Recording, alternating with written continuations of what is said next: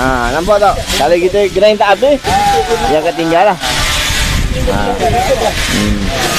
Atas ni last kali takut kena seluar kita. Tapi kalau kita buat cantik-cantik, tak payah buat 2 kali. Tu je lebihnya. Dah kerah tak? Tengok. Macam kerah tu. Dah kerah tu. Kerah dah, kerah. Yang ni dah kerah dah. Buang dalam bekas tu. Yang ni tak kerah lagi. Buang. Buang dia. 10 ml 1 kilo pun dah kerah dah. Bayangkan kalau kita buat lebih lagi.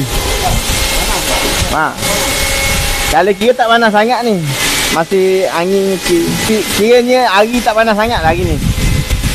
Sebab dia masih berangi Dia mak angin pun fatul juga. Okey, so kita tunggu dia kering. Mungkin lepas kita break nanti insya-Allah dah kering. Ni pun dia dah hampir-hampir kering dah ni. Sebab tadi saya tengok dalam gayung tadi dia dah tak keras dah hampir-hampir nak kering dah. Okey. Bayangkan 10 ml saja. Kalau letak banyak-banyak, tu kata kalau orang kata kena banyak, tak semesti banyak, tapi cara yang betul. Itu je.